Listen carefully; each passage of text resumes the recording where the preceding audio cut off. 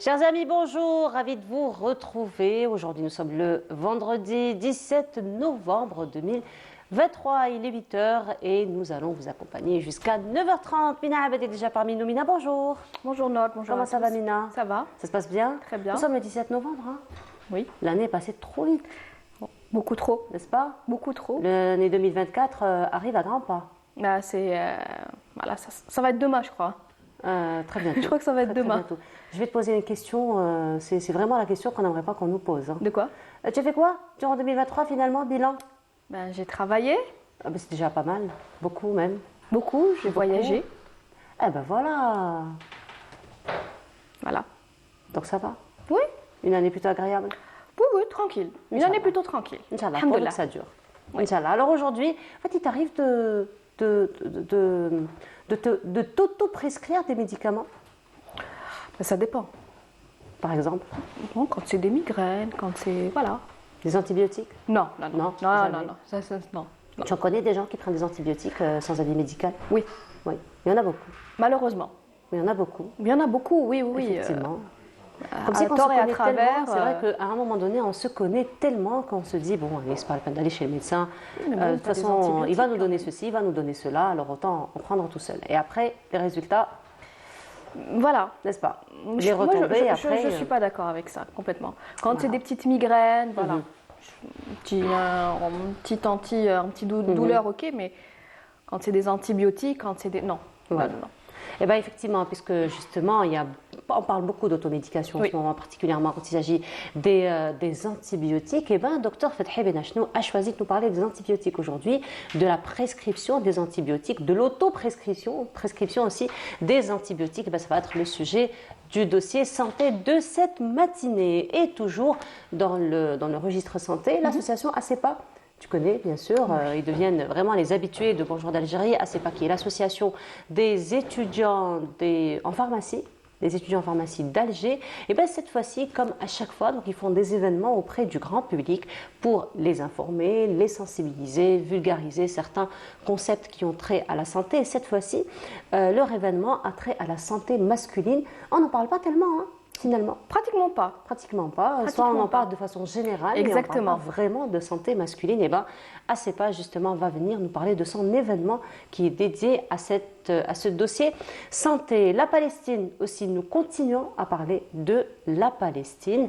Et cette fois-ci, nous allons revenir un peu sur le droit international. Donc on voit aujourd'hui que le droit international a complètement été violé par l'entité sioniste. Donc aucun respect finalement du droit, aucun respect le respect de rien en fait, rien. Même de l'humain. Voilà, de l'humain, voilà, vraiment du strict minimum, de strict minimum vital finalement. Alors nous allons revenir sur ce sujet ce matin. Et aussi nous allons parler d'archéologie préventive, Mina, et nous terminerons l'émission en sport et nous allons revenir sur les sports de lutte. Ça te dit, les sports de lutte? Oui, j'aime bien. C'est sympa. On a l'impression que c'est très violent, mais finalement, il y a beaucoup de sagesse, hein, finalement, qui se... Non? Je pense que les sports de combat, généralement... Ça dépend du combat, ça dépend de quel sport aussi. Ouais, bon, si on Parce qu'il y a des combats qui sont très violents. Il y a certaines disciplines... Non, le catch, on sait tous que c'est une mise en scène. C'est une mise en scène, heureusement d'ailleurs. Oui, non, mais il y a certains sports de... À première vue comme ça, c'est très violent. Le catch? Oui, à première vue. Moi, petite, j'aimais bien, ça me faisait rire en fait. J'aimais bien la petite mise en scène qu'il y avait juste avant le... Il y avait toujours une petite histoire derrière. Oui, l'entrée en scène. L'entrée en scène, le petit déguisement, la petite histoire là, qu'on nous racontait. Voilà, mais sinon... Mais on zappe juste après, hein, quand la vraie mise en scène commence.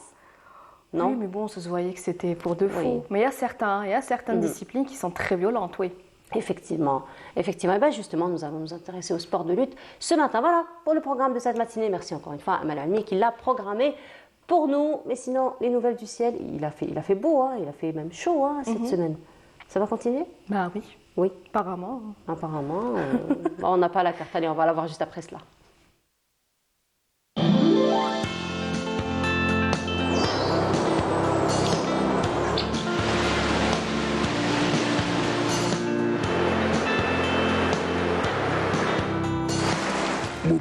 تقدم لكم الأحوال الجوية.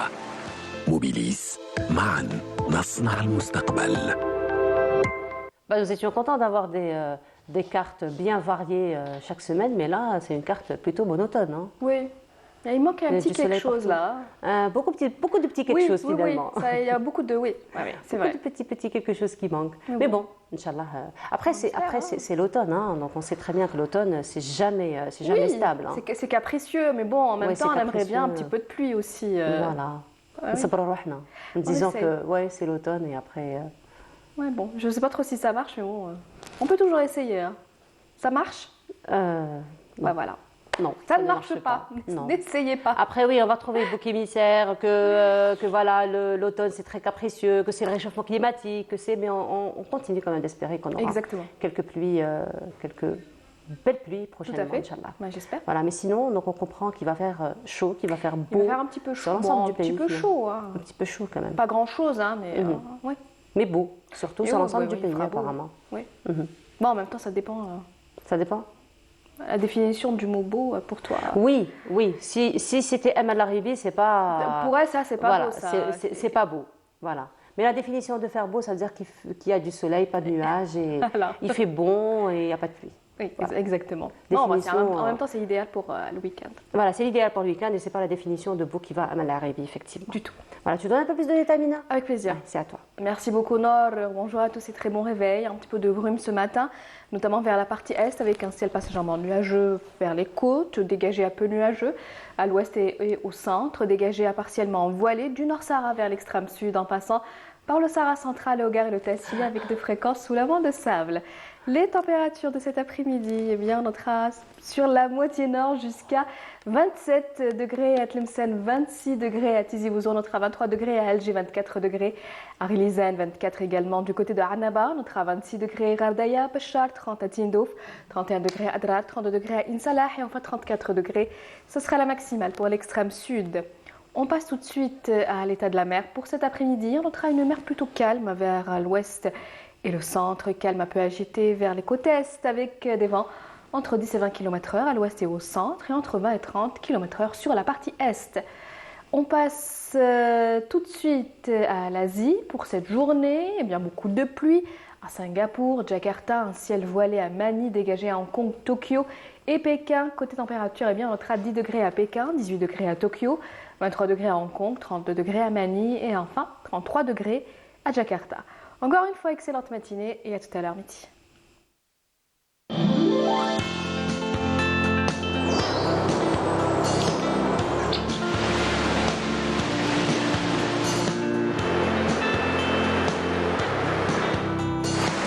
موبيليس قدمت لكم الأحوال الجوية.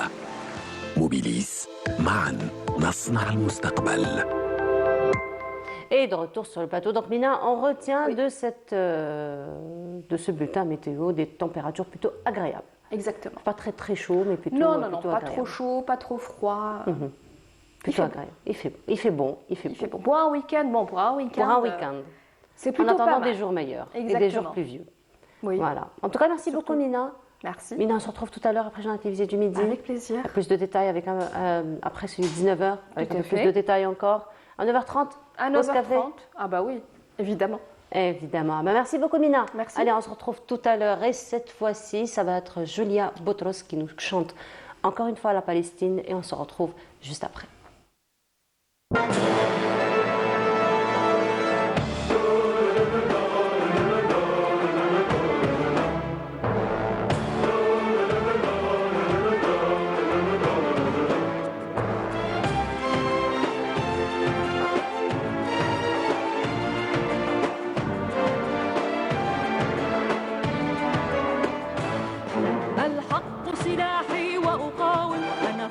جراحي سأقاوم أنا لن أستسلم لن أرضى وعليك بلادي لأساوم الحق سلاحي وأقاوم أنا فوق جراحي سأقاوم أنا لن أستسلم لن أرضى وعليك بلادي لأساوم بيتي هنا أرضي هنا بحر السهل النهر لنا وكيف بوجه النار أسالم سأقاوم الحق سلاحي وأقاوم أنا فوق جراحي سأقاوم أنا لن أستسلم لن أرضى وعليك بلادي لأساوم والله خلينا رجال المقاومة واحنا مع المقاومة وبدنا تعمل نسل المقاومة لآخر واحد لآخر طفل صغير عندنا قتل.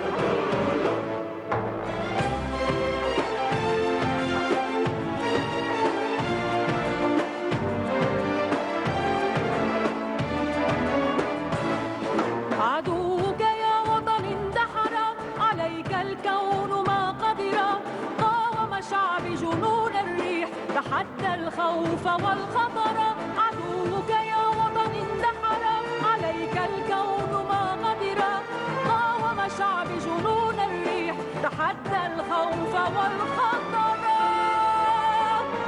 يرحلون ونبقى والأرض لنا ستبقى ها نحن اليوم أقوى أقوى في كل الملاحم يرحلون ونبقى والأرض لنا ستبقى ها نحن اليوم أقوى أقوى في كل الملاحم بيتي هنا أرضي هنا بحر السهل النهر لنا وكيف بوجه النار أسالم سأقاوم الحق سلاحي وأقاوم أنا فوق جراحي سأقاوم أنا لن أستسلم لن أرضى وعليك بلادي لأساوم بيتي هنا أرضي هنا بحر السهل النهر لنا وكيف بوجه النار أسالم سأقاوم.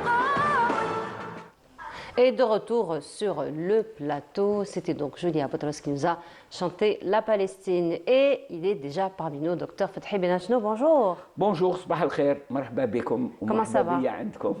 راك في دارك, comment ça va? Ça va, Vous avez passé une bonne semaine? Oui, sauf hier. Hier, il y avait une très bonne journée. Oui. Mais pour rentrer hier, il y a eu un embouteillage, quelque chose d'inimaginable. J'ai fait Alger-Blida, un embouteillage voiture contre voiture. Oui. Hier jeudi, et c'était atroce. C'était atroce. C'était à cause du match, c'est ça? Comment? C'était à cause du match? Il y a eu un match hier? Non, Nelson Mandela est beaucoup plus à l'est d'Alger. Oui, là, Blida, c'est l'ouest un petit peu. Mais attention, j'ai pensé à une chose, Baïd Char, s'il y avait un problème pour que les évacuations, une urgence, la protection civile, une ambulance. Mais il faut qu'on réfléchisse à ça. Oui. Ça, c'est très important. Et des fils, on a quatre voitures. Oui. 4 voitures. Fils, ouais. Alors, les camions. Une question, si je peux la poser. Pourquoi les camions, les gros, hein, ce qu'on appelle les porte-chars, alors, une chose aussi, Yar Beostar, je le dis. Les camions citernes qui transportent de l'essence, il y a écrit derrière liquide inflammable, et qui se trouve au milieu de tout ce beau monde. Moi, j'espère que c'est... Alors là, c'est un peu une responsabilité partagée aussi, docteur. Hein. Donc déjà, probablement, on va revoir un petit peu la gestion des routes, mais aussi le citoyen, il a un grand rôle à jouer. La bande d'urgence, elle existe, donc il faut sensibiliser à respecter la bande d'urgence. Quand je dis que la situation se dégrade, je parle, se dégrade au niveau individuel, personne par personne physique. Il y a des travaux, par exemple, comment on appelle ça, les routes, mettre du goudron, tout ça. L'aménagement. Franchement, il y a quelque chose de merveilleux et on a l'impression d'être sur un tapis. Les ouvriers travaillent, et ça, mais c'est au niveau individuel, l'Algérien, la personne, nous, moi en tant qu'individu, mais surtout il y en a qui font de la course, la course croisée. Voilà, donc là encore une fois, c'est un travail de sensibilisation à faire auprès extrêmement important, et revoir le permis. C'est-à-dire revoir les permis. De toute façon, les services de sécurité font un travail aussi colossal dans ce sens. Hein. Donc, on a l'habitude de recevoir les représentants de la Sûreté nationale qui nous parlent un peu de Wallah, Voilà. ils attirent mon regard, les services de sécurité. Devant cette anarchie, Oui. ils ont beau faire des C'est un travail de efforts. longue haleine aussi. De- On parle d'éducation, encore une fois, D'éducation, docteur. voilà. On parle, comme chaque Eh, semaine, on parle d'éducation sanitaire, on parle aussi d'éducation civique. Et donc, c'est à long terme, encore Mais une fois. pourquoi ça c'est au niveau individuel, ça c'est il y a la route. Alors, on doit demander aux sociologues de nous faire des études dans ce sens. Et il faudra les appeler qui N'est-ce pas? s'occupent. Voilà, alors docteur, toujours, on va rester dans le domaine de l'éducation, toujours, et cette fois-ci, on va parler de quelque chose, finalement, on en parle pratiquement chaque semaine, n'est-ce pas? On en parle pratiquement Depuis des années. Depuis des années, chaque semaine, même si ce n'est pas le sujet principal, c'est un sujet qui est complémentaire à tous les autres sujets liés à la santé, c'est la prescription médicamenteuse et particulièrement des antibiotiques. Et l'automédication. Et l'automédication, l'automédication qui devient un autre fléau, encore une fois. Oui, tout ça. Tout à l'heure, on parlait de permis. Oui, Eh bien, sachez par exemple qu'au Canada, tout médecin, tous les 5 ans, doit passer une sorte de révision de son... recyclage. Et il y a un permis de prescription. Soit on vous renouvelle votre permis, soit on vous dit allez faire un truc, Oui. tout ça. Vous voyez, la prescription, c'est essentiel, c'est essentiel. Ce problème des antibiotiques, et c'est lui qui... il ne faut pas le banaliser. Moi, je trouve que la célèbre formule « les antibiotiques, ce n'est pas automatique », elle avait son poids. Mais on l'a tellement banalisée dans le sens, je crois qu'il ne faut plus la répéter, il ne faut plus la répéter. Ce qui est important, c'est les médecins et les pharmaciens. Et quand on dit les pharmaciens, il faut préciser ce que c'est qu'une pharmacie. Le pharmacien, c'est celui qui a fait des études, qui a acquis une compétence. C'est lui, quand on dit adressez-vous à votre pharmacien. Mais la réalité dans notre pays, c'est le vendeur, c'est celui qui fait le comptoir, qui n'a aucune formation, c'est juste quelqu'un qui occupe un poste et qui, je ne sais pas moi, par mémorisation visuelle ou parce qu'il entend, il vous propose. Alors surtout, nous, en Amérique, des antibiotiques. Je vous dis pourquoi les antibiotiques. Avant, on avait des marabouts, des trucs qui se trouvaient un petit peu partout, qui n'ont rien à voir avec l'islam. C'était des gens sages, c'était des gens qui étaient très compétents en matière de Coran, mais ils n'avaient pas de pouvoir surnaturel. Le pouvoir n'existe que chez Allah. Alors, on a la femme qui n'arrivait pas à mettre au monde des gosses, la femme qui avait peur que son mari aille avec d'autres femmes, ou bien les hommes qui présentaient des impuissances au gars. On allait toucher le ciment de ces marabouts et on pensait ce qu'on appelle la pensée magique. Vous parliez tout à l'heure des sociologues. Les sociologues, oui. C'est la pensée magique, elle fonctionne à fond dans notre pays. Maintenant, puisqu'il y a une urbanisation sauvage et féroce, certains marabouts ont été constructions, maintenant c'est des immeubles. On a remplacé le pouvoir magique, la pensée magique, on l'a inscrite le médicament. Le fait que je prenne ce comprimé, le fait que je mette cette crème ou cette pommade, ça va me donner des pouvoirs surnaturels. Donc, les antibiotiques, et aussi, il n'y a pas eu d'éducation sanitaire. Moi, je le dis, on a poussé les gens à consommer du médicament. On a poussé à consommer du médicament. Et surtout, les médecins, mes collègues, mes consoeurs, sont habitués à être sous la coupe, je dis bien sous la coupe, de certains délégués médicaux. On fait une journée d'études dans un hôtel UP ici à Alger, mais ce n'est pas fait pour rien. Le laboratoire vous dit vous allez prescrire ce médicament. Donc, et on se lie d'amitié avec le médecin et le représentant médical. On se lie d'amitié, donc on est en train, ça c'est une dernière molécule, c'est une nouvelle molécule, elle est efficace. Quand est-ce qu'on doit prescrire un antibiotique? Ça, c'est des règles précises. C'est quand on examiner le malade. C'est ce que j'allais vous dire, parce qu'aujourd'hui, la prescription se fait au téléphone aussi. Oui, ça y est. Oui. On doit examiner le malade. Et on doit constater une infection. Une infection est toujours due à un microbe, au sens algérien du terme. En général, c'est une bactérie. Ce qu'on doit faire et ce qu'on ne fait pas, on zappe cette là, c'est d'analyser et de dire ce qu'on fait un antibiogramme. Un antibiogramme, c'est quoi? Ça se passe dans un labo. On met en contact le microbe, la bactérie, on la met en contact avec un antibiotique. Et on voit quel est l'effet. À ce moment-là, on dit que ce microbe et cette bactérie est sensible, c'est-à-dire qu'elle est détruite par l'antibiotique. À ce moment-là, on revient avec l'antibiogramme et on voit et on prescrit. Alors, il faut dire aussi aux malades qu'un antibiotique, il a une efficacité. C'est une arme pour détruire, pour tuer, pour enlever les microbes, les bactéries. Premièrement, il y a une dose efficace. Il faut expliquer une dose efficace. Quand on vous dit de prendre, il y a d'ailleurs la concentration, comment est fait, et ensuite la voie. Parce que s'il y a une urgence pour que ça agisse vite, il y a le côté injectable. Injectable. Alors, on dit, quelle est la dose?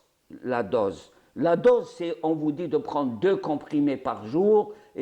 Ensuite, il y a une durée d'action. Il y a par exemple un antibiotique qui est efficace. Il agit au niveau du corps pendant 6 heures. Il faut, dès que les 6 heures s'arrêtent, il faut prendre le relais avec une autre prise. Mais pas de laisser du vide ou là. Ensuite, c'est ça. Et là, je m'adresse aux mamans, surtout en ce qui concerne les angines bactériennes.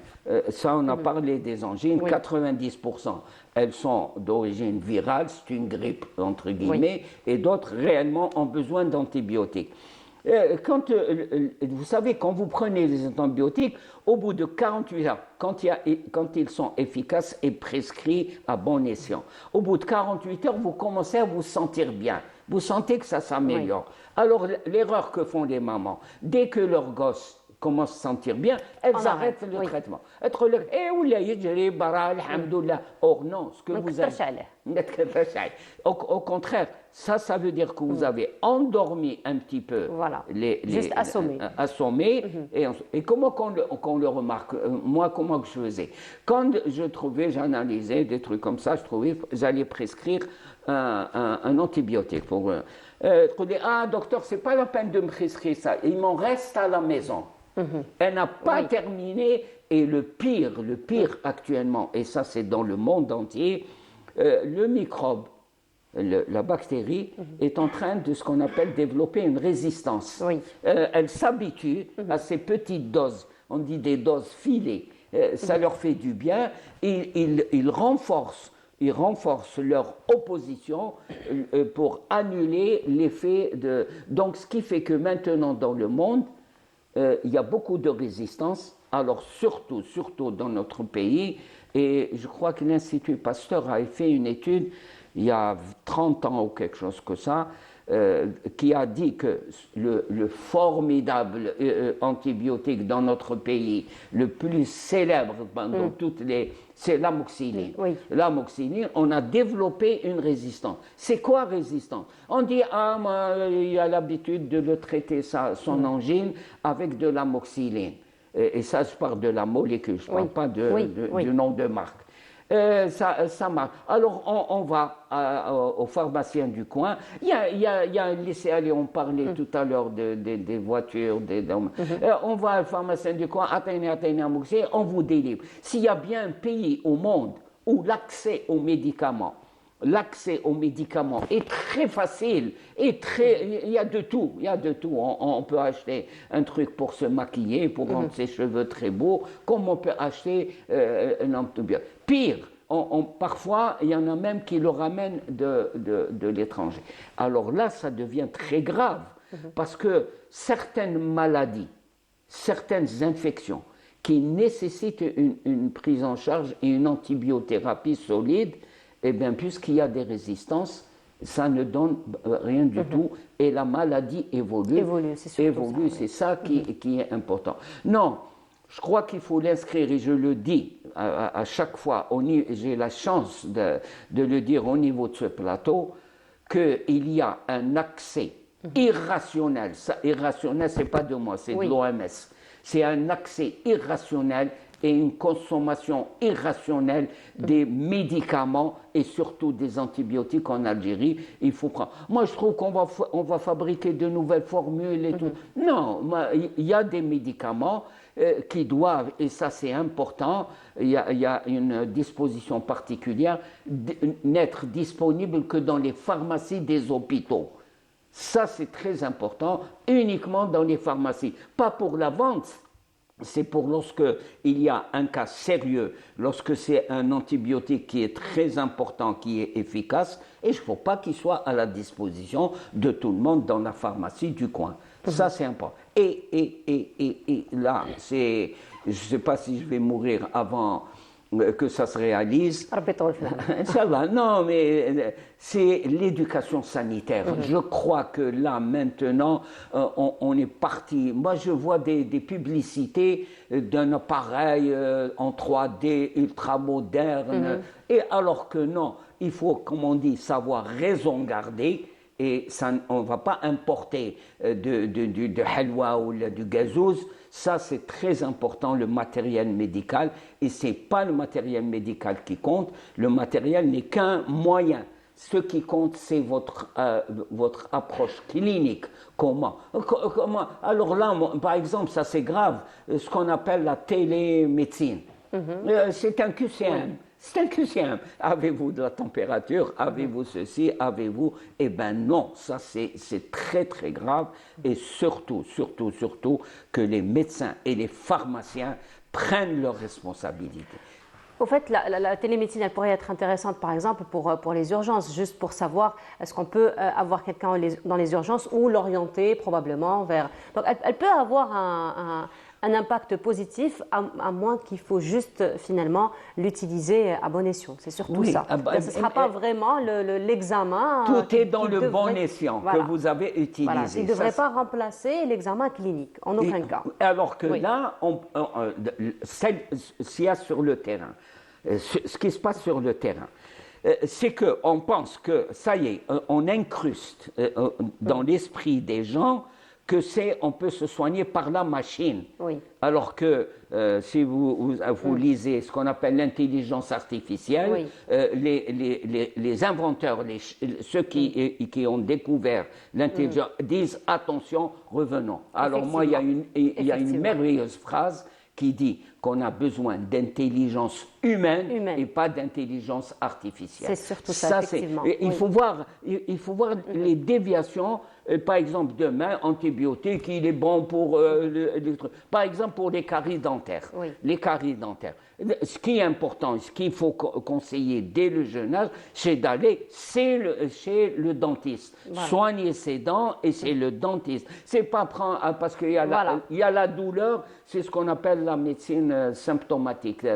On touche les symptômes. Non, attention. Et vous voyez que ça rentre dans la consommation irrationnelle, surtout dans notre pays, et il faut freiner l'accès aux médicaments. Effectivement, en tout cas, merci beaucoup, docteur, encore une fois, de sensibiliser sur ce sujet qui devient un réel fléau dans notre société. En tout cas, merci beaucoup, docteur. On parle beaucoup d'éducation en votre compagnie. Alors, l'éducation, elle est dans tous les domaines, même dans l'éducation média. Aujourd'hui, c'est une spécialité à part entière. Et l'éducation média, c'est justement sensibiliser les gens à une utilisation à bon escient, encore une fois, des médias. Et cette fois-ci, l'utilisation à bon escient des médias a été en faveur des Palestiniens d'ailleurs, puisqu'il y a eu aujourd'hui, on parle du gain de la guerre médiatique, parce qu'il y a une véritable guerre médiatique. Et c'est Yamina Saïdi qui s'est intéressée à ce sujet. Merci beaucoup, docteur. On se voit vendredi prochain, Inch'Allah. Je vous laisse donc avec ce reportage de Yamina Saïdi, qui revient sur cette guerre médiatique et sur comment les Palestiniens ont gagné cette guerre médiatique, particulièrement à travers les réseaux sociaux. Je vous laisse voir le reportage. On se retrouve juste après. palestinienne a marqué une victoire significative dans la bataille médiatique concernant la machine de propagande sioniste. Depuis le 7 octobre, date du début de l'agression sioniste contre la bande de Gaza, l'opinion publique mondiale s'est solidarisée avec les Palestiniens, ébranlant l'argumentaire sioniste et sa narration mensongère. Malgré les efforts déployés par la propagande sioniste pour justifier ses actions, la solidarité internationale a exposé la narration éculée basée sur la victimisation et la quête d'une fausse paix régionale. Une enquête sur l'entreprise sioniste Team George a également révélé la machine de manipulation de l'opinion publique et de diffusion de fausses informations orchestrée par cette entreprise fantôme à travers un système planétaire de mercenaires corrompus liés au renseignement de l'entité sioniste infiltrés dans les grands médias ainsi que dans les institutions internationales. Face aux horreurs et aux crimes perpétrés par l'entité sioniste, le soutien à la rhétorique sioniste connaît ces dernières semaines un recul sensible, y compris dans les médias les plus fidèles à l'entité coloniale et qui avaient adopté son discours et ses éléments de langage dès les premières heures de l'agression contre la population de Gaza. La formidable mobilisation de l'opinion publique internationale a contraint ces groupes médiatiques occidentaux à réviser leur position en tentant de redonner un semblant d'objectivité à leur contenu. Il est utile de noter, dans ce sens, le scandale qui a fait le tour des réseaux sociaux, celui des journalistes de la chaîne d'information américaine CNN, pris en flagrant délit de mise en scène d'une attaque contre l'entité sioniste, révélée par un youtubeur américain. By the roadside, we're just about 5 minutes away. Gaza is in that direction. Même si l'impartialité n'est pas toujours de la partie, les images des crimes horribles commis sur la population désarmée et encerclée font le tour des médias. Et ce n'est pas étonnant que la machine de destruction de l'armée d'occupation a particulièrement ciblé les journalistes et leurs familles, une cinquantaine depuis le déclenchement du génocide, dans l'objectif de cacher ces réalités. En analysant les hashtags, qui sont les indicateurs les plus importants pour mesurer la tendance des échanges sur les réseaux sociaux, elle conclut que les utilisateurs des hashtags pro-Palestine sont 15 fois plus nombreux que ceux pro-sionistes. En chiffres, cela donne 109,61 milliards de publications avec des tags pro-palestiniens depuis le 7 octobre sur Instagram et TikTok, contre 7,39 milliards pour l'entité génocidaire. De retour sur le plateau, c'était donc un reportage de Yamina Saïdji. Elle s'est intéressée à cette guerre médiatique et surtout comment les forces ont été donc, du côté des Palestiniens. Et finalement, ça c'est grâce un peu à l'éveil des consciences dans le monde entier qui refusent catégoriquement donc la barbarie qui se passe en ce moment en Palestine. Et justement, nous en parlons ce matin de cette barbarie, du droit palestinien qui a été complètement bombardé lui aussi. Et nous en parlons ce matin en compagnie d'un chercheur en histoire humanitaire. Il s'agit du docteur Mahfoud Achour. Bonjour. Bonjour, je vous remercie pour l'invitation. C'est un plaisir d'être à Canal Algérie. Le plaisir est partagé. Marhaba bik, docteur Achour. Alors, vous êtes enseignant au niveau de Blida, oui, de l'université oui, de Blida. Oui. Voilà. Alors, vous vous intéressez à l'histoire humanitaire. D'ailleurs, vous avez des publications dans ce sens. On va en parler dans un petit moment. Mais aujourd'hui, on voit que la population palestinienne, déjà depuis 1948, c'est pas que depuis le 7 octobre, ça on tient toujours à le rappeler, mais depuis le 7 octobre à nos jours, c'est vraiment un génocide, carrément une situation apocalyptique, j'ai envie de dire, depuis le 7 octobre à nos jours. C'est la première fois qu'on voit ça durant le 21e siècle. Alors, justement, ce qui se passe aujourd'hui en Palestine, c'est carrément une violation des droits humains, des droits humanitaires, n'est-ce pas? Oui, bien sûr. Quand on revient à l'histoire, on a le 15 mai 1948. C'est la création de l'entité sioniste, oui. Ce qu'on appelle Israël maintenant. Donc cet État-là, qui a été conçu et soutenu par les forces, à l'époque, les forces coloniales, je dirais coloniales parce que le monde était divisé entre deux blocs, le bloc communiste et le bloc capitaliste. Donc il y avait la guerre froide. Donc là, les Israéliens, les sionistes ont été soutenus par le bloc capitaliste, je dirais les États-Unis, tous les pays qui étaient dans le camp capitaliste. Là, depuis 1948, les crimes contre les Palestiniens ne sont pas arrêtés. Des crimes de spoliation des terres, des crimes de chasser les Palestiniens de leurs terres. Et il y a les crimes contre l'humanité qui ont été commis depuis 1948 jusqu'à nos jours. Donc en parlant des crimes contre l'humanité, le non-respect des droits humanitaires, il faut savoir qu'en 1951, Israël a adhéré au droit humanitaire international. Les 4 conventions de Genève ont été ratifiées par Israël en 1951. Et là, la coïncidence, c'est que même le colonialisme français en Algérie, la France a ratifié les conventions de Genève en 1951, dans la même année. Quand on voit ce qui a été fait comme crime, commis comme crime contre l'humanité en Algérie ou en Palestine, sont identiques. Voilà, d'ailleurs, vous en parlez des crimes coloniaux en Algérie dans votre ouvrage que vous avez publié. Et effectivement, lorsqu'on vient faire une comparaison aujourd'hui, nous avons juste l'impression que c'est l'histoire qui se répète avec des armes plus sophistiquées. Oui, bien sûr, parce que l'idée c'est la même. C'est une idée de coloniser un pays, de chasser ses habitants et de mettre à leur place des communautés de toutes parts avec la même idée de créer un État qui remplacera l'État. Alors là, mon ouvrage, pourquoi je parle de la comparaison? Parce que ce qui a été commis comme crime en Algérie, l'utilisation des armes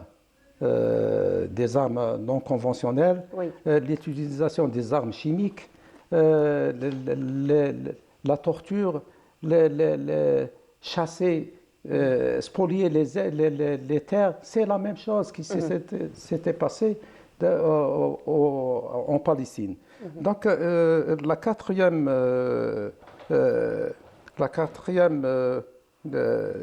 convention de Genève qui protège les civils a été bafouée en Algérie et a été bafouée en Palestine.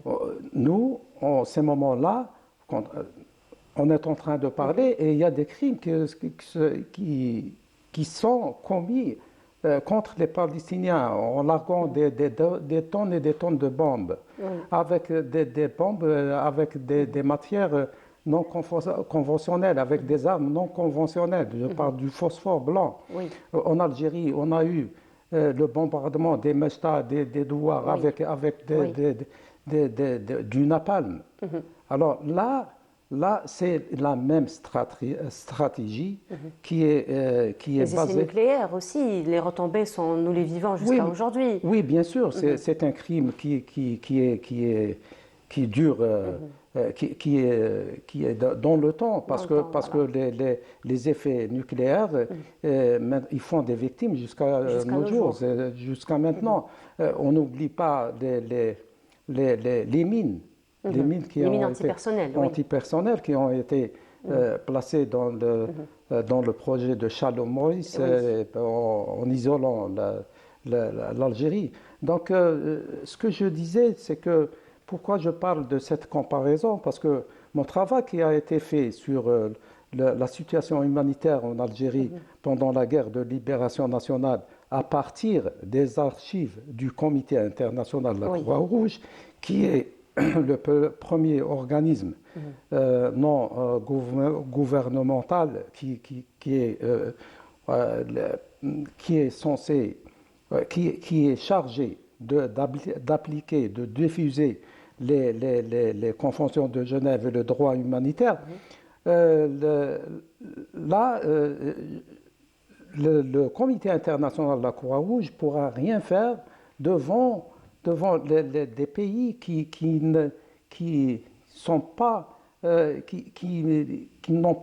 veulent pas appliquer les conventions de Genève, même s'ils les ont ratifiées. Ils ont ratifié en 1951, comme je disais tout à l'heure. Oui. Donc, à partir de là, je vois que le colonialisme, que ce soit ce qui se passe en Palestine ou ce qui se passe ailleurs, ou ce qui s'est passé en Algérie pendant la guerre de libération ou pendant la période coloniale de 1830 jusqu'à 1962, c'est la même stratégie. C'est une stratégie basée sur le racisme, basée sur la spoliation, basée sur les génocides. Et on voit maintenant que les génocides continuent.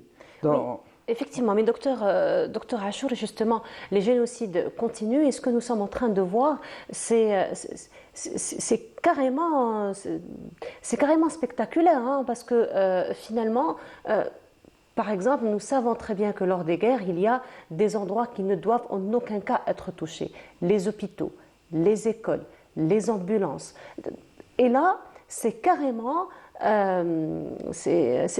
ciblé. Donc finalement, c'est un avis qu'on donne au corps médical, aux personnes hospitalisées. Vous avez tant de temps pour évacuer l'hôpital, pour le bombarder. Donc là, c'est carrément de la folie humaine, finalement. Bien sûr, je dirais... Je ne trouve pas les mots, mais le seul mot qui me vient en tête, c'est la folie humaine. Oui. Il faut savoir qu'il n'y a aucune raison qui permet à une personne, quelle que soit sa responsabilité ou d'attaquer les lieux saints. Donc les mosquées, je parle des mosquées, les lieux de culte, les gens de culte, les civils. Les civils, oui. Les enfants, même les soldats blessés. Les conventions de Genève, la première convention de Genève, comme je disais tout à l'heure, qui a été ratifiée par Israël et les États, et l'antisioniste, et même les pays qui sont en train de soutenir, qui sont derrière l'entité sioniste. La première convention de Genève protège les soldats blessés et malades de l'armée de terre, sur le terrain. La deuxième, elle les protège dans les mers, les soldats qui sont dans la marine. Et la troisième convention de Genève, elle protège les prisonniers de guerre. Les prisonniers de guerre. Et la quatrième, elle protège les civils. Là, quand on parle de ce qui se passe en Palestine, on trouve que les civils, c'est eux qui payent. C'est eux la cible. C'est eux la cible. Là, ça nous donne à réfléchir que c'est une stratégie d'exterminisation d'un peuple. Oui. Vider Gaza, comme a voulu à l'époque le colonialisme français, en commettant des crimes, des enfumades, des massacres du 8 mai 1945, des bombardements avec le napalm et l'arme nucléaire. Tout ça, c'est pour transformer ou prendre les terres sans les habitants. Donc, vous voyez que la stratégie, elle est basée sur la colonisation, pas la colonisation seulement, mais quand on voit en Algérie, en 1834, l'État colonial français a déclaré que l'Algérie était française depuis, a déclaré que l'Algérie elle est française depuis 1834. Là, on voit que c'est pas une question de colonisation, de prendre les richesses ou d'exploiter les richesses. Non, c'était autre chose. C'était pour carrément prendre la terre sans les habitants. Et là, c'est pour ça qu'on peut voir que ce qui se passe à Gaza, ça rentre dans ce cadre-là, massacrer des civils, que le droit humanitaire international les protège, qu'il protège les civils, les enfants, les hôpitaux, tout ce qui est... Il n'y a aucune raison d'attaquer un hôpital, soi-disant qu'il y a des gens armés ou l'ennemi, ou l'hôpital est un dépôt de... Il n'y a aucune raison. Aucune raison, effectivement. Aucune raison. Et la plus grosse problématique dans toute cette histoire, parce qu'on parle encore une fois de droits, on parle de conventions qui ont été ratifiées par ces mêmes pays qui soutiennent aujourd'hui le génocide qui se passe en Palestine, mais aujourd'hui on parle d'impunité, parce que finalement l'entité sioniste reste impunie pour les crimes qu'elle est en train de faire. Bien au contraire, elle est encouragée, elle est soutenue, elle est alimentée pour qu'elle continue à faire ces génocides, à continuer donc à pratiquer donc toute cette stratégie d'extermination au niveau de la Palestine. Donc il y a encore cette impunité. Pourtant, d'un autre côté, on va dire alhamdoulilah, parce qu'il y a une véritable prise de conscience collective à travers le monde qui aujourd'hui se lève avec une voix, une haute voix d'arrêter donc les génocides qui se passent aujourd'hui en Palestine. Donc il y a encore une fois cette histoire d'impunité. Vous savez, quand on parle d'impunité, l'ONU, les institutions onusiennes reviennent en force. En premier lieu, c'est le Conseil de sécurité. Oui. Là, si on voit la création, comment a été créée l'Organisation des Nations Unies. L'Organisation des Nations Unies a été créée avant même la fin de la Deuxième Guerre mondiale. Donc, quand je dis avant même, je parle de la Charte des Nations Unies, qui a été lancée en 1941, avant la fin de la Deuxième Guerre mondiale. Elle a été lancée pour dire au peuple il faut s'unir pour combattre le nazisme et terminer la guerre, et vous aurez un monde libre, un monde démocratique, un monde qui respecte les droits de l'homme, un monde qui respecte les droits des peuples à l'autodétermination. Et là, en octobre 1945, l'ONU a été créée. Donc là, c'était la défaillance. C'est quoi ? C'est que le Conseil de sécurité, il y a des plus grandes forces, ont eu le droit de veto. Le droit de veto qui est basé sur quoi ? Il est basé, c'est pas sur la force morale, il est basé sur la force militaire, la puissance militaire. Donc celui qui a une puissance militaire, je parle des armes, la destruction massive, je parle des armées. Là, ces pays-là ont droit de veto. Le veto, c'est quoi ? Le veto, c'est une carte que les grands pays, les grandes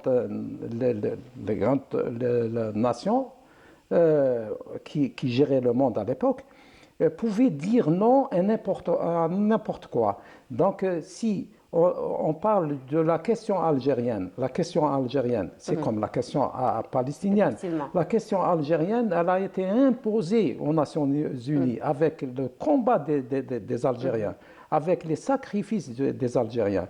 Parce que la question algérienne n'a pas accédé, n'a pas été enregistrée dans l'ordre du jour des Nations Unies, sauf en 1955, après les attaques du 20 août 1955 au Nord-Constantinois, c'est Zérodus Fallah yarhamou. Et la question palestinienne aussi, elle n'a pas été enregistrée dans il y a toujours le veto des grands pays. Il y a 5 pays qui ont le veto.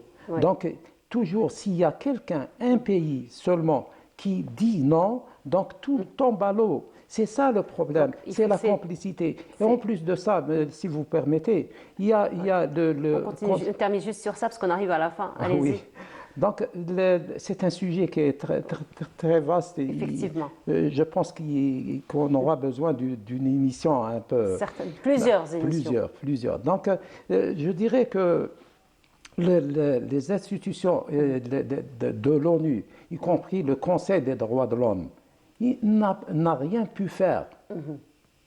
Et ça c'est que la passivité des institutions onusiennes qui a permis aux Israéliens de ne pas respecter le droit humanitaire international. Donc, le droit humanitaire international, ça devient pas il n'y a pas un mécanisme pour l'imposer.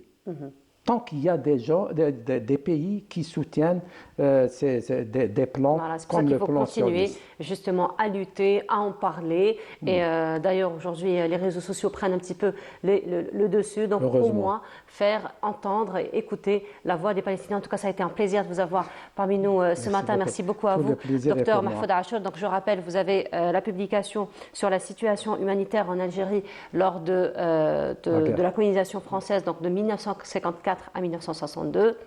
Et puis, il y a eu une traduction. Traduction du fondateur du Croissant Rouge algérien. Ça, c'est une traduction au profit du ministère des Moudjahidines. Eh ben voilà. En tout cas, merci beaucoup encore une fois, docteur Mahfoud Achour, d'avoir été parmi nous ce matin. On continue. Cette fois-ci, nous allons aller du côté de l'hôpital Mohamed Barin, qui se trouve donc au niveau de Bab el-Oued, pour revenir sur la journée mondiale du diabète. Et c'est Lamia Boudbouda qui s'est intéressée à ce reportage. Je vous laisse voir. On se retrouve juste après. Au CHU Lamine de Barin de Bab el-Oued, professeurs, spécialistes et malades se sont réunis à la bibliothèque autour de cette journée internationale du diabète. Car cette pathologie touche environ 4 millions de personnes. Des chiffres alarmants. Nous avons 4 millions de diabétiques en Algérie et ce chiffre, il est attendu qu'il double d'ici 2030. Et donc il y a une journée mondiale du diabète qui est organisée chaque année. Cette journée au CHU Bab el-Oued, on en profite pour sensibiliser les patients connus diabétiques et même ceux qui sont malheureusement méconnus. En termes de diabète, ce qu'il faut comprendre, donc il y a une prévention qui est secondaire pour le diabétique, mais aussi une prévention primaire, donc le dépistage. Il y a aussi peut-être, on profite de cette journée pour également envoyer des signaux à nos concitoyens pour expliquer que le diabète, surtout de type 2, est évitable. Il suffit d'améliorer son hygiène de vie. Alimentation et diabète, le voyageur diabétique, pied diabétique et autres thématiques étaient à l'ordre du jour. Il y a un diabète qui survient au cours de la grossesse, et là on parle d'un diabète gestationnel, où il y aura une prise en charge durant la grossesse et même après la grossesse. C'est un suivi de longue durée parce que la femme enceinte, elle risque, donc il peut disparaître après la grossesse, mais il risque de réapparaître au cours des autres grossesses et même avoir plus tard, s'il n'y a pas une bonne sensibilisation, il n'y a pas une bonne prise en charge d'un diabète sucré. Et ça sera l'éducation essentiellement nutritionnelle et aussi avec une bonne activité qui doit être régulière et adaptée à nos patients. Être diabétique, c'est porter une attention particulière à l'alimentation. Pas de privation, mais tout est une question d'équilibre. Ça veut dire que l'alimentation saine et équilibrée, avec 5 fruits et légumes par jour. Vous savez, il y a l'adage maintenant qui est très connu, c'est manger et bouger. Il n'y a pas que l'alimentation. L'exercice également quotidien qu'il faut avoir. Mais ici, en termes d'alimentation, manger équilibré, c'est facile à dire, ça peut être une belle phrase, mais au quotidien, il est parfois difficile pour des personnes qui travaillent de se permettre des pauses santé où ils vont manger équilibré. Et j'invite mes concitoyens à essayer de faire 5 fruits et légumes par jour. Vous savez, le couscous, c'est un plat traditionnel qui est très équilibré. Et vous allez voir qu'autour de vous, qu'autour de nous, nos familles, on en mange de moins en moins. Vivre avec cette pathologie n'est pas chose facile, car cela influe sur la vie au quotidien. Mais des mesures hygiéno-diététiques faciliteront la prise en charge de votre diabète. Il faut الانسان يشغل الحاجه الاولى باش يقدر يعيش معاه ياكسبتيها هو طوك المرض هذيك ياكسبتيها هو الاول لو بريمير دي شوز هو المرض لازم هو ياكسبتيها بعدك عادي لا مارش المشيه ينقص الخبز هذا بالصوت لي جو لي بواسون هادو كاع ينحيهم ماشي زعما ينقص بشويه ينحيهم ديفينيتهم ما يشربهمش لا انا شاك فوا كيكون هذاك نجي نشوف كاش جديد مع لي ميدسان ما على باليش انا كاش تريتمون جديد. Certains symptômes peuvent alerter et nous amener à consulter un médecin. Les symptômes du diabète, en fait, ils sont non spécifiques. C'est-à-dire on peut ressentir des symptômes et ne pas se rendre compte que peut-être on est diabétique, on a des hyperglycémies. Le premier symptôme qui alerte généralement les malades, c'est le syndrome polyuropolydipsique. C'est-à-dire le patient, il a une envie plus fréquente d'aller uriner et une soif intense. Donc il a envie de boire toute la journée. Il a la sensation de bouche sèche. Ce qui alerte le plus, c'est qu'il se lève même la nuit 2-3 fois pour aller donc uriner. C'est le premier symptôme. Il existe d'autres symptômes, comme j'ai déjà dit, non spécifiques. On peut avoir des maux de tête, une sensation de malaise généralisé, de fatigue, de troubles visuels, des infections à répétition, des plaies qui ne guérissent pas rapidement, donc un retard à la cicatrisation des plaies. Tout cela peut témoigner qu'il existe une hyperglycémie et doit amener le patient à consulter et à faire ses bilans.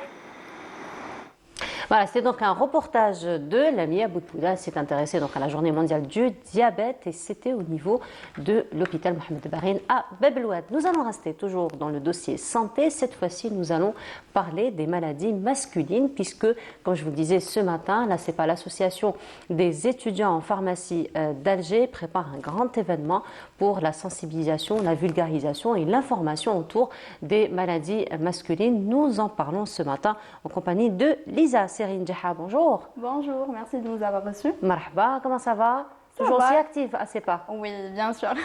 Et parmi nous également Soumaya Boumaraf. Soumaya, bonjour. Bonjour, vous allez bien? Ça va? Et vous, ça se passe bien? Très bien. Alhamdoulilah, vous êtes en quelle année? Moi, je suis en 2e année pharmacie. Et moi, je suis en terme, en 6e. Ah, ça y est. Oui, c'est bon, c'est bon. Docteur en pharmacie, Inch'Allah. Inch'Allah. Alors, on porte de jolis rubans bleus, oui, n'est-ce pas? Alors, les rubans bleus, effectivement, ça évoque les maladies masculines ou les cancers qui touchent particulièrement les hommes. Alors, c'est vrai qu'on en parle chaque année durant le mois de novembre, mais vous ne l'appelez pas novembre, vous l'appelez Movembre. Oui, pourquoi Movember? Pourquoi Movember? Donc M c'est pour la moustache d'accord. Et Vember pour le mois de novembre. Le joli mois jeu de mots. Ça va se dérouler la campagne. Eh ben voilà, joli jeu de mots. Alors la campagne, parlez-nous un petit peu du déroulement de la campagne, ça va se passer comment? Alors c'est une campagne qui se passe en plusieurs étapes. Il y a l'étape de la sensibilisation. On fait aussi, on se rapproche des gens dans les rues et tout. On fait plusieurs journées. Et on fait 3-4 journées durant le mois de novembre. On fait aussi en dépistage, on appelle les hommes à se faire dépister aussi. On est en collaboration avec le Croissant Rouge et l'UNHCR. On a programmé des dépistages sur le PSP Bouchnafa aussi, le PSP Dararia. Et aussi on a programmé des lives pour sensibiliser les gens via Instagram. Et on a invité aussi pour la santé mentale de l'homme, des psychologues pour nous animer nos lives et aussi pour sensibiliser sur les maladies masculines, vu que le but de notre campagne est d'enlever un peu les tabous et de vulgariser, voilà, comme vous avez dit. Alors justement, Soumaïa, là, vous me tendez la perche par rapport aux tabous. Alors Lisa, les tabous, lorsqu'on parlait du cancer du sein chez la femme, à un moment donné, vous étiez peut-être un peu plus jeune, peut-être pas encore née, n'est-ce pas? Oui.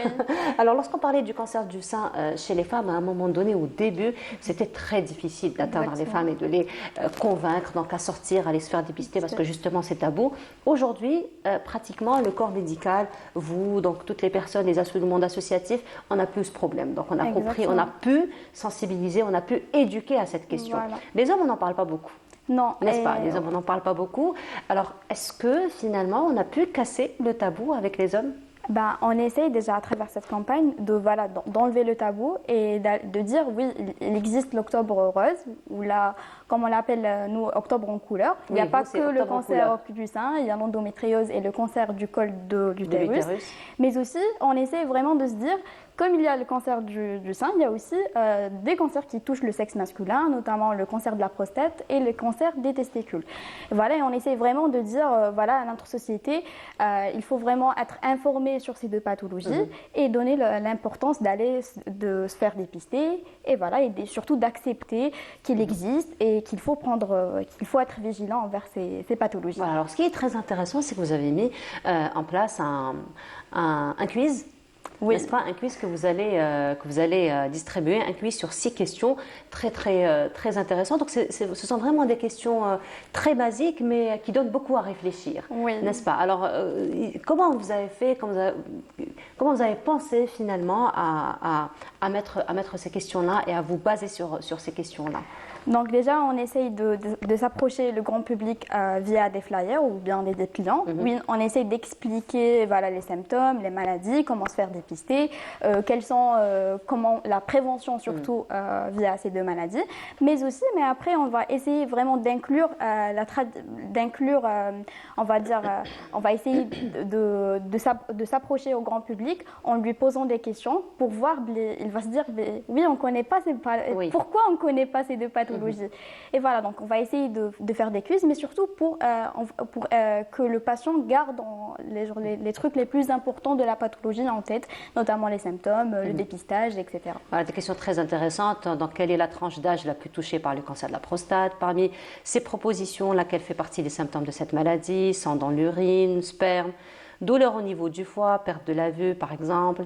Donc, pratiquer une activité physique régulière permet de réduire les risques de cancer. Donc c'est très intéressant. Donc ce sont des questions très pertinentes et importantes. Pertinentes et importantes. Vous avez commencé votre campagne? Oui. Alors vous avez commencé votre campagne. Vous avez certainement distribué les quiz. Quel est finalement le retour? Donc vous pensez que les personnes finalement ont beaucoup d'informations autour de ces maladies masculines? Au début, quand on s'approche vers les gens, ils se disent avant c'était un peu compliqué, mais après on a eu un Vous avez les outils pour ça de toute façon, on a l'habitude aussi de savoir comment s'approcher aux gens et tout, mais on a eu de très bons retours et même si via nos réseaux sociaux aussi, en leur indiquant que nous avons des réseaux sociaux, du coup même s'ils ont un peu du mal à nous poser des questions directement, nous les envoie par message et on répond et on a eu un très bon retour par rapport on s'attendait pas à un si bon retour que ça. Voilà. Alors c'est vrai que ce sont des maladies qui touchent uniquement des maladies exclusivement masculines, mais il faut aussi sensibiliser les femmes. C'est ce qu'on fait aussi pour le cancer du sein. Donc, ce sont des cancers qui touchent la femme et on sensibilise les hommes, l'environnement, vice-versa pour les hommes. Donc ce sont des maladies qui touchent les hommes, mais c'est toute la société qui doit être sensibilisée parce qu'il y a l'environnement, n'est-ce pas? Alors ça se passe comment finalement avec les autres parties de la société? On est vraiment on est agréablement surpris par la réaction de la population algérienne, vu que les hommes et les femmes réagissent très bien et ils cherchent à comprendre, ils s'intéressent. Et ils ne savaient même pas que ça existait, le Movember. Du coup, c'est notre premier but, c'est de familiariser les gens avec Octobre Rose. Après, ça s'ensuit, c'est Movember. Essayer de rendre surtout la campagne Movember un rituel, comme il y a Octobre en couleur. Exactement. On essaye aussi de rendre Movember un rituel. Chaque novembre, on fait une campagne, un dépistage pour ça. C'est pas sûr que vous allez réussir à l'instaurer comme une tradition. On vous connaît, vous êtes Laïbel, très actif. On va juste terminer sur ça, Lisa. Le programme Donc où est-ce qu'on va vous retrouver durant le Movember? Donc il y a plusieurs places, notamment il y a la station de métro de Ruisseau, il y a aussi l'école de l'ISMAL, donc c'est l'école de la biologie marine. Et de la biologie marine, voilà. On a des journées aussi de sensibilisation. On a déjà fait une journée la station de tramway à Ruisseau, c'est déjà fait. Sur les jours à venir, dimanche, lundi et mardi, on va faire des dépistages au niveau de l'EPSP Bouchnafa, ainsi que le 26 novembre, on va faire un dépistage aussi au niveau de l'EPSP Draria, où les 8 communes seront invités à venir faire un dépistage. On a aussi des demandes pour les dépistages. Pour les journées de sensibilisation, on compte faire à la place Kennedy ou à la station de métro ou dans la journée nationale des maladies masculines. Ça sera le 28 novembre et ce sera une journée en collaboration avec 6 clubs nationaux. Ça, c'est une campagne nationale. On a réussi à nationaliser cette campagne. Et voilà. Bravo, bravo. En tout cas, on vous retrouve durant tout le mois. Merci beaucoup à vous, les filles Lisa Serine Djeha et Soumia Boumhara. Vous êtes toutes les deux membres de l'association ACEPA. On vous souhaite beaucoup de belles réussites. Merci. Et bravo pour tout ce que vous faites. Merci à vous, les filles. On continue et on va se retrouver juste après cela.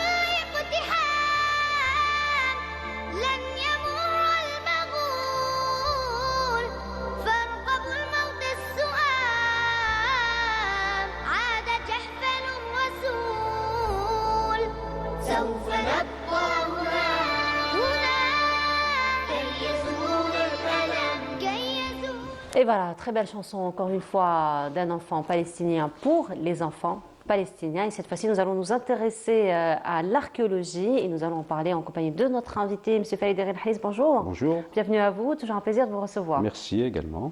Alors aujourd'hui, en votre compagnie, on va parler d'archéologie préventive, n'est-ce pas? Alors l'archéologie préventive, c'est quoi? Alors, l'archéologie préventive, c'est un procédé de sauvegarde, de préservation, de conservation de sites, de vestiges, de monuments, quand il y a par exemple un projet d'aménagement. Vous savez, l'Algérie, c'est un pays qui connaît une dynamique de développement, d'aménagement du territoire, etc. Et puis sur ce sol, il y a les ancêtres qui ont vécu. Les ancêtres les plus lointains, d'ailleurs, remontent à la préhistoire, à plus de 2 millions d'années, 2,4 millions d'années exactement.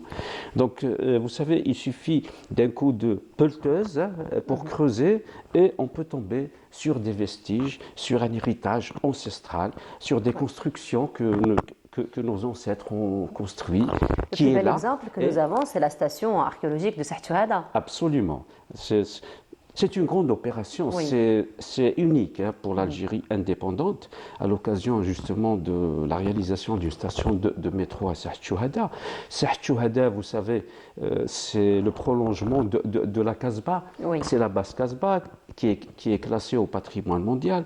Donc on s'est dit, il y a certainement des vestiges archéologiques à cet endroit.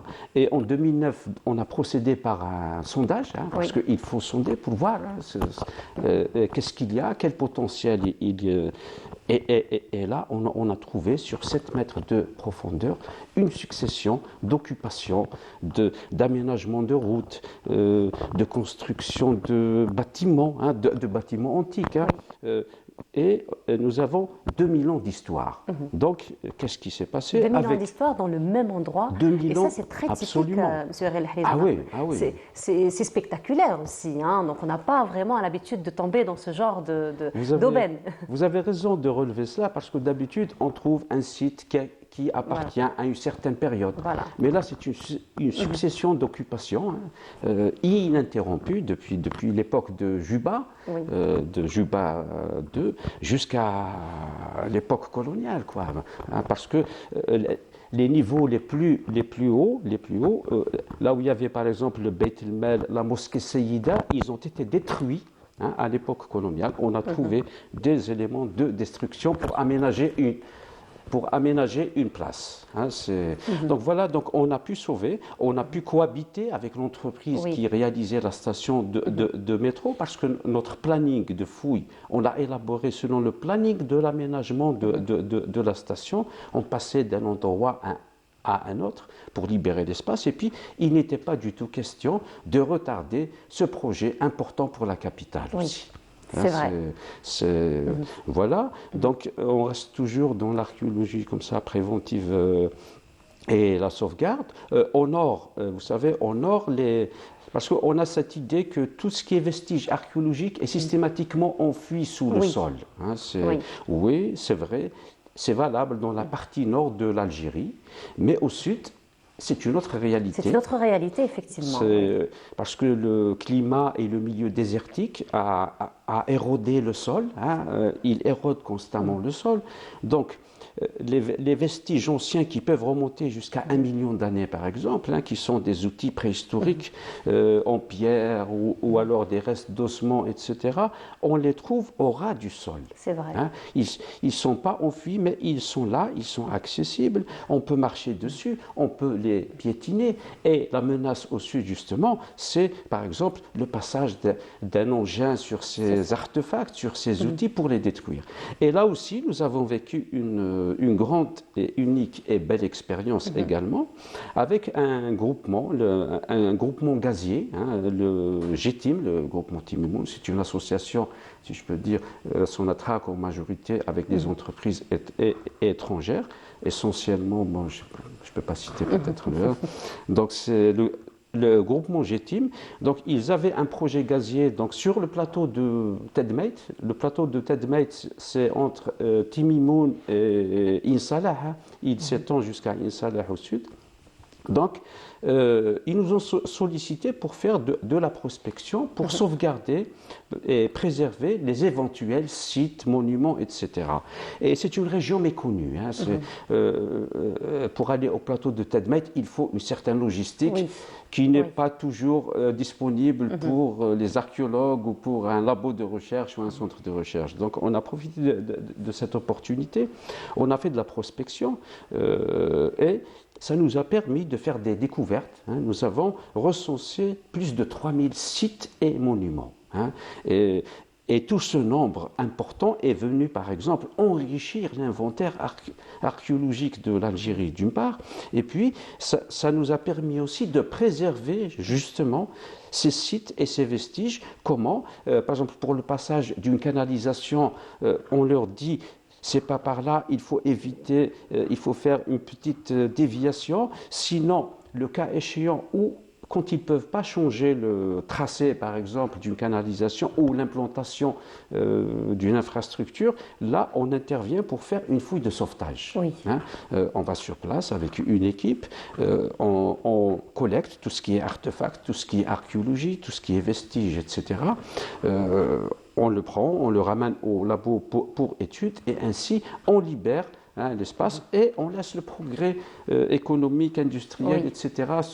se produire. Voilà. Alors justement, là on parle donc vraiment de prévention, de protection des sites. Ma question, M. Rilahli, c'est quel est le rôle du citoyen? Comment il faut éduquer le citoyen à cette prévention? Parce que là, je me rappelle d'une anecdote, si vous permettez, je vais vous la raconter très rapidement. En 2004, lorsqu'il y a eu découverte donc, des traces de pas de dinosaures au niveau de Brézina Al-Bayed, j'étais partie pour un reportage et donc pour savoir un peu les conditions dans lesquelles les découvertes ont été faites. Donc finalement, c'était les citoyens en premier qui l'avaient découvert, sauf que le citoyen qui n'était pas sensibilisé à cette question pensait que c'était des pas qui allaient l'emmener à un trésor. Et donc il y a eu, donc on a essayé de creuser, donc pas mal de traces ont été endommagées.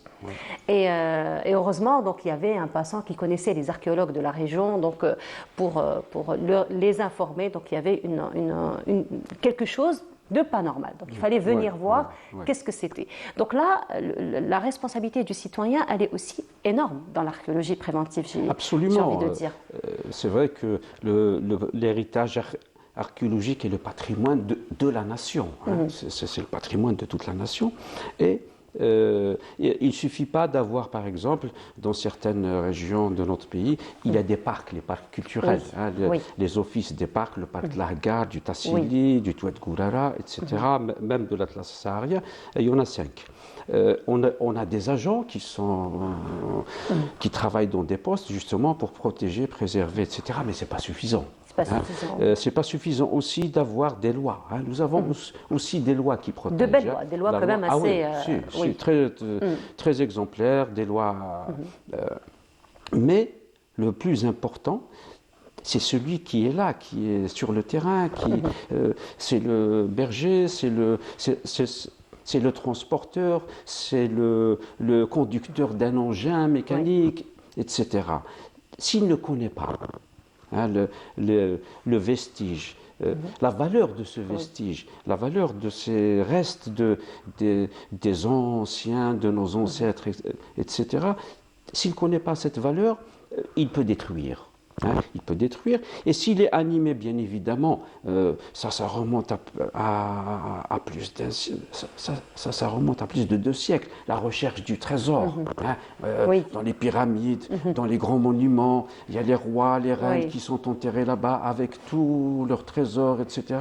Donc quand on est animé aussi... Il y a toute la culture orale aussi, à travers les contes, à travers... Donc c'est vrai qu'on est imprégné de ce genre d'histoire. Ah oui, absolument. D'ailleurs, parfois, on trouve comme ça des trous au Sahara, dans des monuments funéraires. Bon, on comprend, c'est cette idée qui les a animés. Mais la sensibilisation, elle commence à l'école. C'est ça. Parce que même si l'adulte, l'adulte ne connaît pas, n'est pas sensibilisé, mais c'est l'enfant qui va lui transmettre. La sensibilisation, elle peut se faire aussi au sein des, on va dire, des opérateurs industriels, économiques, etc., qui interviennent sur le terrain. On l'a fait par exemple avec GTIM, justement, quand on a été, on ne s'est pas seulement occupé de fouiller les sites ou de faire de la prospection, mais on a également fait des campagnes de sensibilisation à tout le personnel justement qui intervient sur le terrain, comme les conducteurs d'engins, les responsables également, pour les sensibiliser à l'importance de ce patrimoine. Ce n'est pas une importance matérielle, il n'a pas de valeur matérielle, mais il a une valeur beaucoup plus importante, c'est la valeur patrimoniale, c'est la mémoire, c'est l'identité, c'est nos racines, etc. Voilà, effectivement, très intéressant en tout cas. Monsieur Rilahli, on comprend que c'est une responsabilité partagée finalement, l'archéologie préventive. En tout cas, merci beaucoup d'avoir été parmi nous ce matin. Vous allez partir aussi très bientôt? Oui, logiquement dans 2-3 semaines.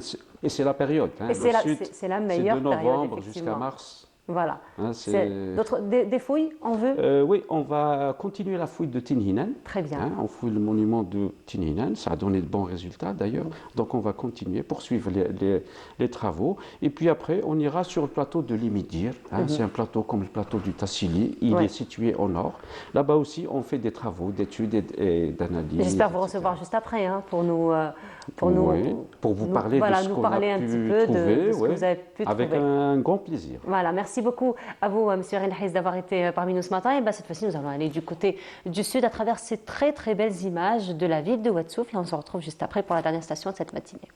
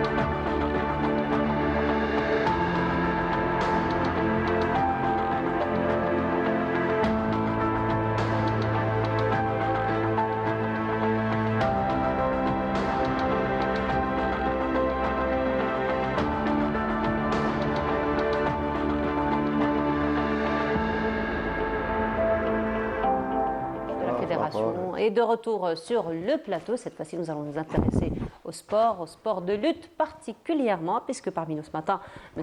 Driss Houes, qui est lui directeur technique national au niveau de la Fédération nationale de sport lutte. Bonjour, marhaba bik. Bonjour madame, bonjour à tous les téléspectateurs de Canal.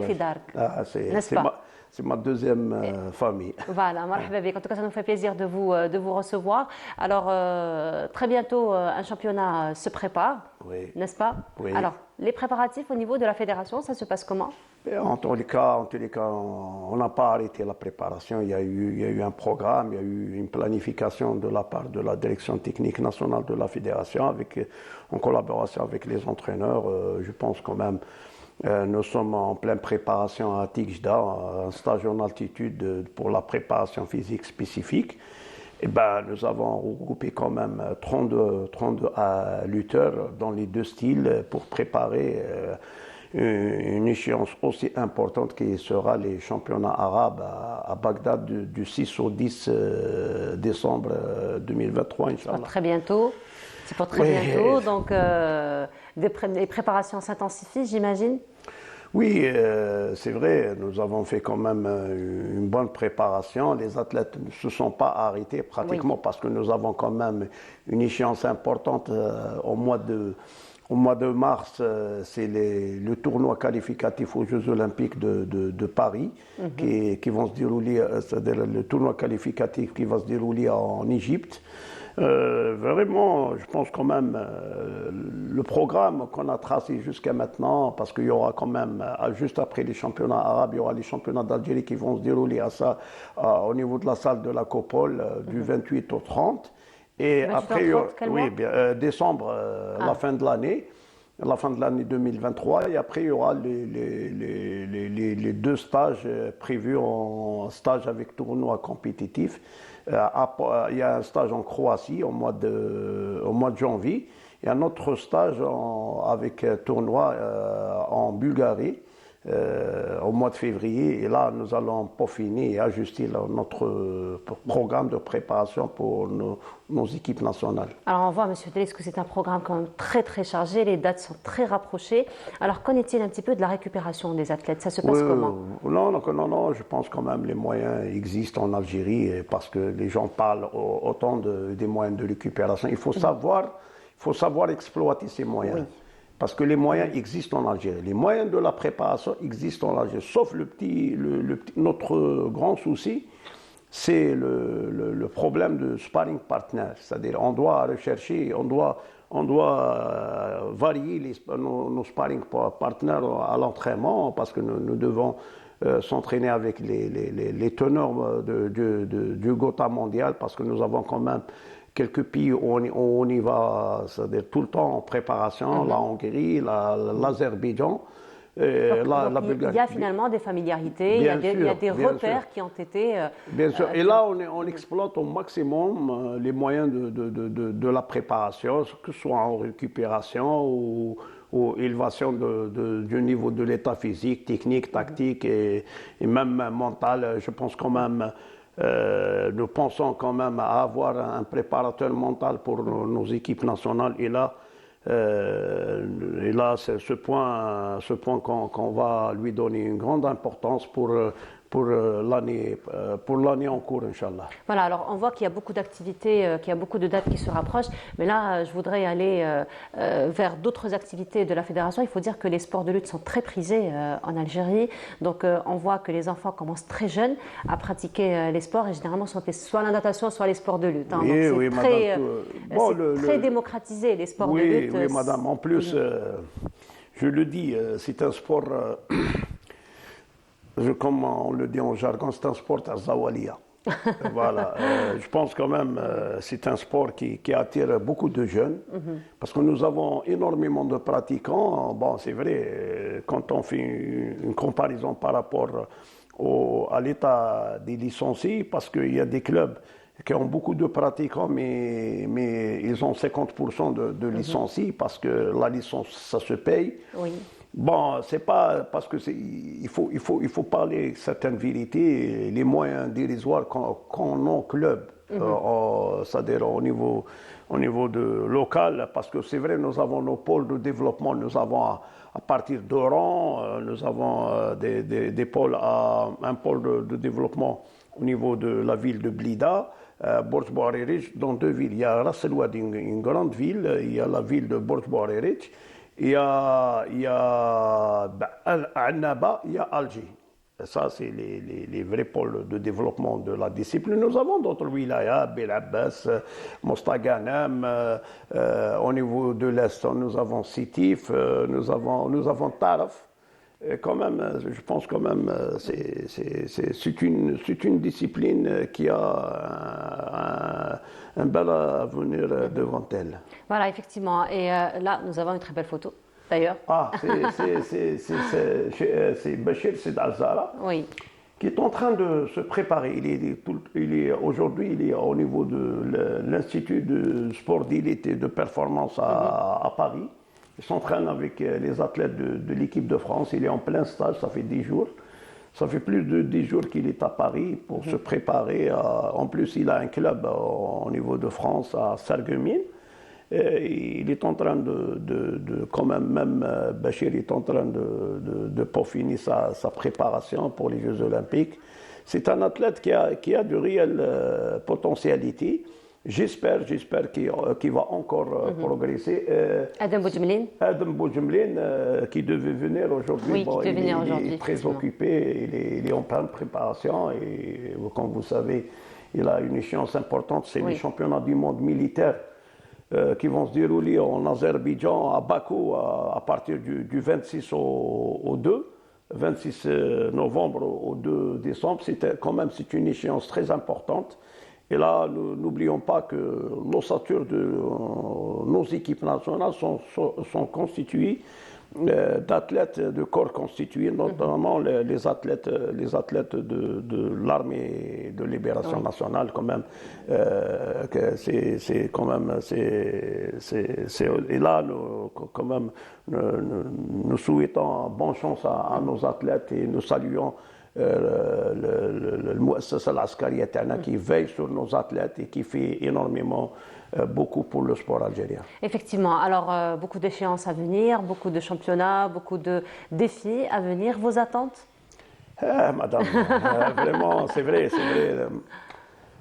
Nous sommes optimistes, surtout pour la qualification. C'est vrai que lorsqu'on dit vos attentes, Madame, on s'attend à des médailles, mais c'est surtout en termes de performance. Oui, vous avez raison, c'est vrai, il faut être ambitieux. Oui.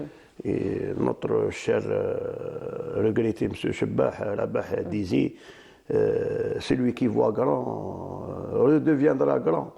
Il faut toujours rester humble et optimiste. et surtout travailler d'arrache-pied parce que quand même, quand on veut atteindre nos objectifs, il n'y a que le travail qui paye, pas plus. Il n'y a pas de recette dans le... C'est vrai, il y a quelques secrets dans la préparation, quelques détails qui font la différence à certains, surtout au niveau, à un très haut niveau, mais quand même, nous restons optimistes et nous avons un objectif de qualifier un nombre important aux Jeux Olympiques. Aux Jeux Olympiques de Paris. Là, nous comptons beaucoup sur notre travail et surtout nos athlètes. Ça, c'est... Saad Bougra. Voilà, c'est Saad Bougra. C'est nos jeunes qu'on a lancés les dernières années. C'est des athlètes qui travaillent, qui sont en plein développement. Inch'Allah, ils vont continuer à travailler parce que déjà, nous avons vu les moyens. C'était au niveau du TICJDA, nous avons fait un très bon stage de préparation. Honnêtement, ça a motivé nos athlètes parce qu'on travaillait jusqu'à 5 heures à 6 heures par jour. Quand même, c'est pas facile. C'est une journée de travail. Oui, bien sûr, c'est une journée de travail. Quand on y va à TICJDA, on y va pour travailler. Et là, je salue les gens du Centre national de loisirs et de TICJDA qui font un excellent travail. C'est des pros. Que je salue M. Mziani, M. Mohamed Larqam et toute l'équipe qui entoure parce que c'est des professionnels. J'espère que là, on doit normaliser ce centre à tous les niveaux. C'est vrai, il manque certaines. C'est un centre qui a une capacité jusqu'à 700 athlètes. Quand même. Et maintenant, il y a un nouveau bloc d'hébergement qui possède 300 places, qui est en plein aménagement. Il manque parce qu'il manque l'équipement, tout ce qui est literie, surtout aménagement au niveau. Le bloc sur le plan, c'est-à-dire architectural, il est prêt, il n'y a pas de problème. Il reste l'équipement spécifique, la literie, tout ce qui se va avec. Je pense quand même c'est un centre qu'on doit, parce qu'il manque une piscine, il manque une salle, une vraie salle, un matériel de musculation adéquat pour la préparation. Il y a un matériel de musculation, mais on doit beaucoup enrichir encore. Voilà, surtout le normaliser. Et surtout, n'oublions pas la piste d'athlétisme qui se trouve à Aswell. Vous imaginez, madame, une piste d'athlétisme qu'on retrouve à 1700 mètres d'altitude. Ça joindre l'utile à l'agréable. Oui, bien sûr. Et là, nous avons quand même, il y a un autre projet qui est en pleine, il y a deux projets. Il y a un à Khenchla, à 1800 mètres d'altitude. C'est un projet du ministère de la Jeunesse et des Sports. Et surtout le centre de Tazrot qui se trouve à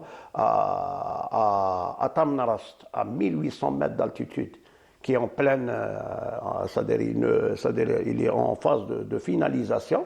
Quand même, ça, ce sont des centres qu'on doit les exploiter au maximum. Et nos athlètes doivent comprendre que nos athlètes algériens qui se préparent pour les Jeux Olympiques ou pour les grandes compétitions doivent comprendre que la grande c'est-à-dire grosso modo, la grande préparation se fait en Algérie. Oui. Et on y va à l'étranger. On y va à l'étranger pour peaufiner. Compléter. Voilà, pour compléter. Voilà. Effectivement, en tout cas, on souhaite beaucoup de succès. Merci, madame. Et surtout un moral d'acier pour nos athlètes. En tout cas, merci beaucoup à vous, M. Delis Hawaz, d'avoir été parmi nous ce matin.